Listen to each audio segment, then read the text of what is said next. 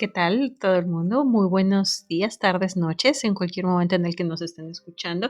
Yo soy Miriam García y estoy con mi compañera Ana Paula y esto es el Café de las Brujas, donde los gatos no se portan bien. Nada bien. No, son una tremendura. Oye, con esta conversación de lo que estamos platicando de los gatos, tengo una pregunta para ti. ¿Tú eres de la idea de dejar salir a tus gatos solos a la calle o prefieres que sean de casa? Esa es una pregunta que no sé si a quienes estén en grupos de gatos en Facebook, si alguna vez la han visto, desata unos debates apasionados, tanto a Uy, favor uy, como uy. en contra. Pero tú dime, ¿tú eres de la idea de dejarlos salir solos a la calle o de que se queden en casa? Yo soy de la idea de que los gatos deben estar en interiores porque son una especie invasora, porque les causas más sufrimiento a la larga o incluso a corto plazo también, porque pues, se pueden enfermar, se pueden pelear, pueden salir heridos. Los perros, que también son una especie invasora, los pueden atacar. Entonces yo precisamente por eso les pongo una correíta y no los dejo que vayan lejos sin mi supervisión. Ujú. Entonces, yo soy de la idea de que un gato es una especie invasora y es una especie domesticada que debe quedarse en casa. No porque siga conservando sus instintos de animal salvaje, a pesar de la domesticación o sea, porque es que hubo un proceso muy largo de domesticación que ya Sí, así es. no se puede revertir. El caso de los gatos ferales a mí se me hace cruel dejar que un gato se vuelva feral, porque afecta muy feo a la fauna del lugar al que llega. En Australia son Y plaga, ¿no? eso es cierto. Fíjate que, bueno, algo que te voy a platicar. Yo antes vivía en Carolina del Norte y recuerdo una vez fui a una reserva de aves y pues ya sabes, tenías así como el bosque y el sendero como para que tú caminaras, para que vieras las cosas y así los letreros y te dan un folleto que te pedían que regresaras a la salida pues para reciclarlos, donde te explicaban de las especies endémicas de las Carolinas, que toda esta parte de los Estados Unidos pues es muy boscosa, es bosque de neblina, es el tipo de ecosistema y hay muchas aves. Y una de las cosas que te decían era, entendemos que no estamos diciendo que los gatos sean malos, los gatos son animales hermosos, pero dueños, por favor, entiendan que a veces los gatos les da por atacar pájaros que solamente existen en ciertas regiones, que no tienen otros depredadores y por lo tanto son confiados y afectan al número de la especie. Entonces decían, quiere a tu gato y consérvalo dentro de casa. Uh-huh. Esa es una. Otra cosa que he escuchado, actualmente estoy viviendo acá en Texas y acá hay coyotes, hay partes donde sí hay coyotes. Y para las personas que están sobre todo, pues lo que son las partes de los suburbios y pues ya más bien fuera de las ciudades, sí te dicen mucho que no dejes salir a tus gatos, ya no solo por el tema de las especies endémicas o de los que son pequeños roedores o pequeños lagartos, hay muchas lagartijas y las aves y dicen también hay coyotes y a los coyotes les gusta comerse a los gatos. Entonces dice, protege a tus gatos, quiéralos, consérvalos en casa. Sin embargo, yo sé que mucha gente también es de la idea de decir, pues es que los gatos les gusta salir a pasear, los gatos son vagos y los dejan salir. Y también tienen un punto, pero yo en lo personal te voy a decir yo mi opinión. Yo también soy de la idea de no dejar salir a Pepe, y yo sé que a lo mejor a Pepe le encantaría irse de vago él solo, pero me preocupa uno, que de donde yo vivo pasan varias avenidas grandes, antes vivía incluso cerca de una autopista, y luego es común ver a los animales atropellados.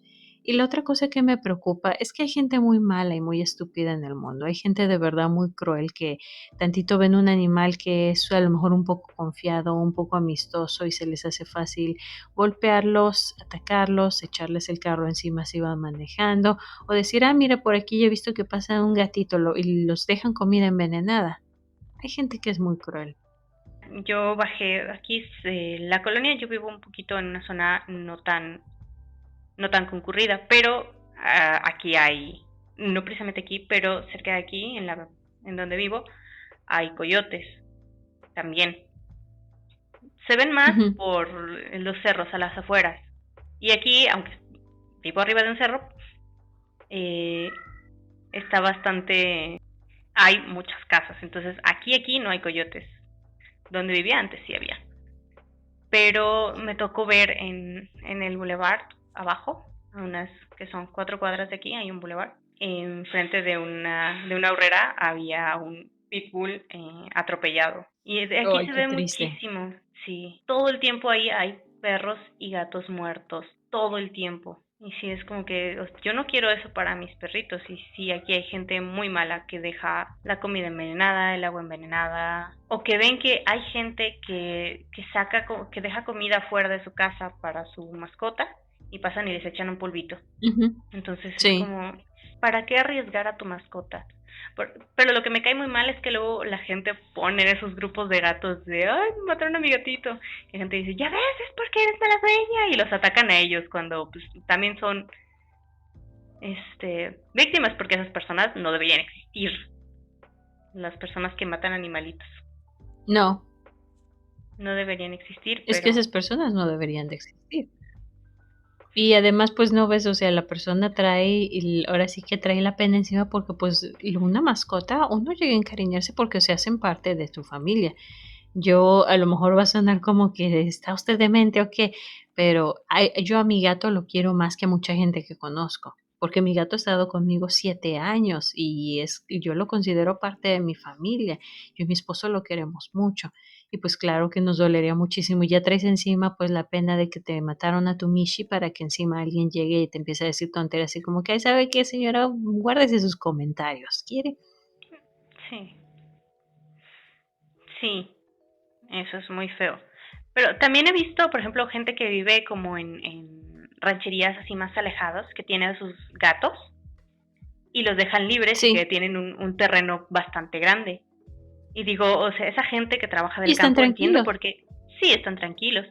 Pero ahí sí estoy bastante de acuerdo que los que anden los gatitos un poquito más libres, porque también ayudan al control de plagas. De hecho, por eso se domesticaron los gatos, porque empezaron a Por el hacer control de control, plagas. sí, cuando empezamos como especie a guardar grano, a guardar alimentos, empezaron a existir plagas, a llegar plagas, que los roedores y los gatos oportunistas empezaron casi ellos solitos su domesticación, porque Sí, era, es o sea, verdad. ellos empezaron a controlar la plaga y se quedaron ya con los seres humanos de aquella época. Pues ya llegamos al gatito que tenemos hoy en día. Y es cierto. Y así es como se van diciendo. De hecho, mis papás, ellos antes vivían en una zona bastante chica y ellos sus gatos los dejaban afuera. Uy, vieras qué felices eran. Yo me acuerdo una vez que estaba sentada desayunando ahí en la casa y nomás oí como que algo que se sacudía en los árboles afuera y le dije, mamá, ¿tienes un mono? Y me dice, ¿cómo que un mono? Y yo, sí, acabo de ver algo que, o sea, lo oí y lo alcancé a ver de reojo, algo que saltó del árbol. Me dijo, es el gato. Y yo, ¿qué? Y me dice, uy, sí, dice, ¿vieras cómo se suben? Y dice, se suben y brincan, pero que da un contento. Y dice, de verdad son bien lindos. Y sí, tenían sus gatitos. Y era muy bonito. Y pues ellos decían, pues nosotros no nos sentimos tranquilos en la comunidad en la que vivimos, la gente no se mete con ellos ni se mete con nosotros, y los gatos están tranquilos, los gatos son felices. Sí, o sea, en comunidades así que son seguras, digo, ok, déjenlos afuera, déjenlos bien, pero si vives en ciudad, pues no los dejes salir, por favor, porque los pones Sí, en eso riesgo a ellos y mm, pones en riesgo especies que ya están en riesgo en la zona. sí, aunque eso también aplica bastante para los bosques, entonces sigue siendo una pregunta el que quizá no debas dejar salir a tus gatos, el que es mejor tenerlos, uno, por protección de ellos y dos, por protección de otras especies. Porque es Ujú. verdad, a final de cuentas son una especie invasora también. Sí, sí, o sea, también tener cuidado. Yo lo digo pues por el hecho de que, o sea, una persona que tiene su terreno pues, algo chiquito, que Ujú. no hay nada más, que solo vive de eso, pues ok, no es una gran corporación, sino que es Y lo mismo que él produce lo vende en su misma comunidad chiquita. Entonces también el que tenga un gatito, que ande ahí suelto, cazando ratoncitos, pues tampoco es algo en extremo gravoso. Lo que sí estoy en desacuerdo es que los dejen salir sin ningún cuidado, sin ninguna precaución, y que empiecen a reproducirse y a ser una amenaza. Por eso castraditos los gatitos. Sí, así que eso es muy importante para el control, así que ser un dueño responsable y esterilizar a sus gatos. Pero bueno, así que se nos quedó una conversación pendiente de la semana pasada, que nos ibas a hablar un poco más de lo que es el ciclo de Terramar. Para aquellos que nos están escuchando, pues les vamos a dar un poco de contexto. Ursula K. Le Guin crea este mundo ficticio, es un mundo de fantasía que le conocen Terramar, y es una serie de novelas fantásticas cortas a lo que le conocen como el ciclo de Terramar. Está formado por algunas que son, bueno, la primera que es Un mago de Terramar, publicada en 1968. Luego tenemos Las tumbas de Antoine en 1971, La costa más lejana en 1972, Tejanú en 1990 y bueno, y Los cuentos de Terramar y En el otro viento. Pero platícanos un poco, Ana, ¿cómo fue para ti adentrarte en este mundo fantástico? A ver, yo de Úrsula no conocía ningún contexto más que la um, vi la película que dirigió Goro Miyazaki y pues cuando investigué un poquito más me di cuenta de que estaba basada en El ciclo de Terramar de Ursula K. Le Guin. Y dije, vamos a leerlo, porque generalmente Ghibli hace buenas adaptaciones de los libros, aunque no se centra en la historia realmente. Toma un aspecto de la historia y la desarrolla un poquito diferente. Pero yo ya había leído El castillo ambulante y había visto la peli y dije, me gusta, me gusta. Entonces yo ilusa porque es que lo que hizo Goro es pecado, empiezo Sí, a leer los cuentos de Terramar y empieza en Un mago de Terramar a presentándote un poco la historia de Gavilán, el mago. El mundo de Terramar es muy original, por decirlo así, porque no es como en las grandes historias que no, pues hay continentes, son un conjunto de islas. Y es un archipiélago muy grande, todo el mundo. Y creo que les voy a poner aquí en YouTube un mapa, porque todos los libros o todos los cuentos vienen con un mapa de cómo es Terramar sí. para que te des una idea. Y son muchas islas, entonces todo el tiempo tienen que ir. Hay muchos viajes en barco. De hecho, Úrsula decía que un capitán de barco, un marinero y un mago son básicamente lo mismo. Ambos trabajan con sus manos y con el viento. Y eso es lo que hacen los magos en Terramar. O sea, hay maestros de viento, hay maestros de las lluvias, hay, como que se especializan en diferentes cosas. Y como no, hay una escuela de hechicería. Aquí Mm, no fue la señorita Joan con su Hogwarts la que inició la idea de una escuela de magia. de la escuela de magos. Acá tenemos una escuela de magos. Lo curioso es, y lo que me chocó bastante, es que yo cuando empecé a leer Terramar me llamó mucho la atención y busqué un poquito de Úrsula. Y pues era una señora que se consideraba feminista, era daoísta. Y si eso de daoísta en Sí. todas sus historias lo notas, lo ves, ahí está, todo el tiempo. Pero dije, una señora feminista haciendo una historia cuyo protagonista es un hombre. Hay nula cantidad de personajes femeninos en este primer cuento. Y si los hay son dos y dicen 2 o 3 diálogos. Y no aportan realmente nada a Gavilán. Su nombre real es Head. Pero es como otra historia. Los nombres reales tienen cierto poder sobre las personas. Entonces usan motes como Gavilán u otras cosas pues que que no son sus nombres reales. Porque ahí la palabra tiene muchísimo poder. Pero a mí eso me chirrió cuando leí un poquito sobre ella, entre que estaba leyendo Un mago de Terramar. Y porque es un colegio de magos. No hay una sola mujer. Las mujeres que practican la brujería son muy mal vistas, son vistas como mujeres vulgares. Los magos no se casan nunca. Entonces sí fue como, yo como feminista me quedé como, a ver, ¿en qué me estoy metiendo? La historia está muy bien escrita. El cómo se va desarrollando el personaje es muy buena, porque empieza siendo como un niño con una capacidad muy grande, de la que todo el pueblo se da cuenta, y empieza él a crecer y a ser consciente de su poder, y como hasta incluso alardear de él. La mayor parte del mundo de Terramar tiene como un mismo sistema de creencias, y creen en los magos, y los magos cuidan muchísimo el equilibrio. Por eso es lo que te digo, o sea, son muy estrictos, y los magos no es como en Harry Potter, que hechizo para acá, tengo que ponerme los pantalones, pum, con un hechizo me los pongo, mira, no. Ellos No, son muchísimo más sutiles, se utiliza la magia solo cuando es necesaria, y todo el tiempo están entiendo. cuidando el equilibrio, porque, o sea, algo que haces, por ejemplo, eh, hay mucho riesgo en cuanto a transformarse a ellos mismos en un animal, ¿Por qué? porque el cerebro de este animal no acepta el pensamiento humano, porque es mucho más complejo. Entonces, tú Sí. mismo, convertido en ese animal, empiezas a pensar y a pensar más como el animal, hasta que finalmente acabas convirtiéndote cuerpo y alma en ese animal. Oh, eso Entonces, suena interesante.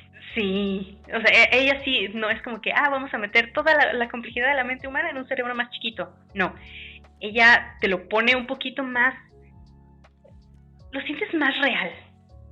A pesar de que es magia, no es magia con brilli brilli y mil colores. Es muy sutil. Es preciosa. Pero lo que no me gustó, que lo que me llamó la atención inmediatamente es que Úrsula se consideraba a sí misma feminista. Y pues Sí. la historia gira alrededor de un hombre. En la escuela de magia no admite mujeres. El, las mujeres que practican la hechicería lo hacen de una forma muy precaria, muy simple, son básicamente curanderas. Ahí lo que les va sobrando a los magos es lo que usan ellas, y se les ve como mujeres inferiores y incluso malvadas. Híjoles, qué fuerte. Sí, fue como de, a ver, ¿en qué me estoy metiendo? Porque, a ver, vamos a ver, ¿de qué se trata? Porque en sí el primer cuento solo trata de la vida de Head, de cómo él va creciendo, es el cómo va aprendiendo, el... eso es de lo que va la historia, básicamente. Oye, una pregunta, y con respecto a esto que comentas del rol que juegan las mujeres en Terramar, ¿se hace más mención a lo largo de la historia respecto como alguna especie de crítica en cuanto a la educación femenina o de qué otra manera, ella maneja más esto o solo lo deja así? No, a eso, es que eso es algo que me gustó muchísimo. O sea, Úrsula entra a un género dominado por hombres con algo que no llama la atención de forma negativa, entre comillas, con una crítica fuerte, con un algo así como de ¡tom!, de sopetón. Úrsula lo hace de una forma tan, tan, tan hermosa, porque el primer libro va solo de hombres. El segundo libro, el segundo cuento, Las tumbas de Atuán, te presenta al primer personaje femenino de fuerza, porque en Terramar hay un sistema de creencias como casi general. Todos creen en el equilibrio de los magos, en la magia que ellos utilizan,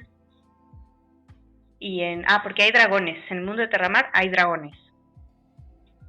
Y, y también consideran a los dragones una especie de riesgo constante, que estén ahí porque de repente atacan a las personas. Y luego hay un conjunto de islas que tienen otro tipo de personas. Sí. Pero están las personas que viven en las islas de las Islas Cargas, así les llaman, con K. Y esas personas son muy pálidas, tienen otra lengua, que a pesar de que en el resto de islas hay como diferentes dialectos de una misma lengua, los cargos tienen una lengua totalmente diferente, les temen un poquito a los magos, son incluso violentas y suelen atacar las otras islas para llevarse esclavos. Los ven un poquito como salvajes. Y esas islas Ujú. no creen en los magos, los rechazan totalmente. Lo que...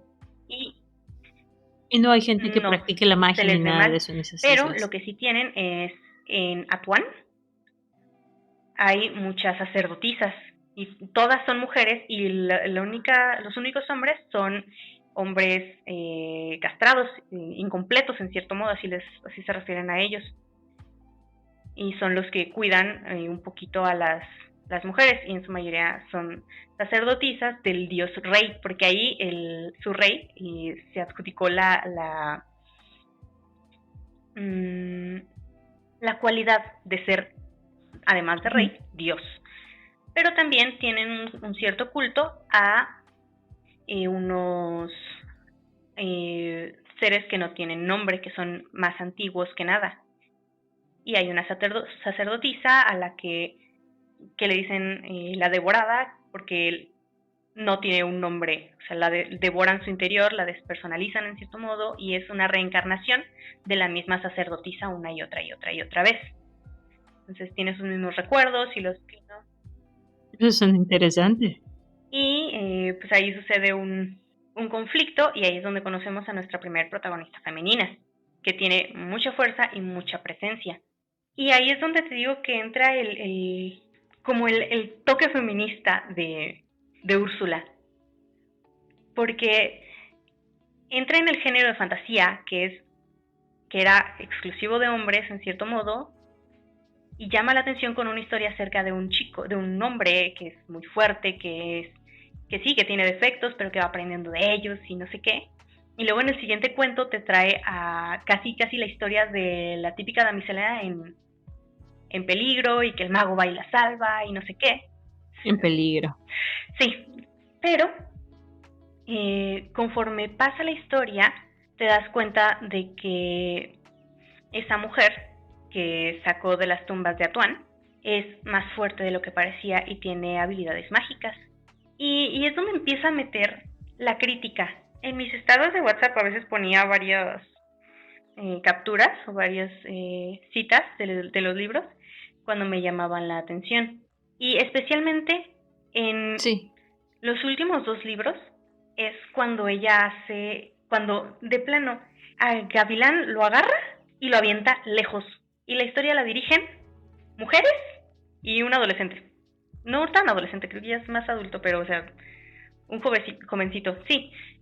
De todos ellos tienen en común que Gavilán fue una parte importante de sus vidas, pero de lo demás, mira, al señor ya no te lo pone como el ser poderoso que lo puede todo. Sí, vence a un enemigo junto con otro muchacho, Ujú. pero más, no. Se vuelve una persona normal que no lleva la historia y entonces la historia la llevan esa sacerdotisa y una niña que rescató que tiene quemada la mitad del cuerpo y toca temas de una forma muy sutil pero toca temas muy duros, ¿sabes? Porque la niña la quema su propia familia, la mitad del cuerpo se lo queman, también da a entender que la agredieron sexualmente, pero no te lo dice de forma, Explícita. sí, de forma explícita. Y ahí te hace ver cómo la gente la ve mal por cómo es físicamente, porque una mano le queda totalmente inservible, como si fuera una garra. Qué Sí, y triste. ves también todo el trauma de la niña conforme va creciendo, los prejuicios que tiene la gente sobre ella, que algunos la ven con horror y otros la ven con lástima. Y al final todo tiene un cierre precioso en El otro viento, que es el último libro. Y es que de verdad me encanta porque empieza siendo, pues el año de publicación del primer cuento es 1968 y dices, no, pues escribió esto para adaptarse a lo que había e introducirte un mundo en el que en donde las mujeres acaban gobernando y rompiendo con todos los prejuicios, porque hay una mujer que acaba entrando a la escuela de magia y unos lo vieron como lo peor del mundo, pero acaba salvando la escuela entera de un mago malvado. Algo que quizá las personas que nos escuchan podrían encontrar interesante es de cierta forma el paralelismo con ella misma. La ciencia ficción por mucho tiempo ha sido visto casi como un género de hombres, lo cual resulta bastante irónico si consideramos que a quien se le considera la madre del género, porque si el género tiene madre, es decir, a la creadora de la que se considera la primera novela de ciencia ficción como tal, que es Frankenstein, y su autora es Mary W. Shelley. Y aún así hemos tenido, bueno, está la escritora Ursula K. Le Guin, que ella es un gran referente, pero también hubo el caso de otras escritoras, como por ejemplo James Stripter Jr. Sí, ese fue un seudónimo. James en realidad era su nombre bajo el que escribía. Su nombre era Alice Bradley Sheldon, que fue una gran escritora de ciencia ficción que publicó todos sus relatos y todo su trabajo bajo un nombre de hombre, porque de otra manera la gente no se sentía atraída por sus relatos. Y no fue sino hasta después de que se hizo famoso que la gente realmente supo que James Stripton no existía, sino que era el seudónimo que utilizaba Alice para publicar.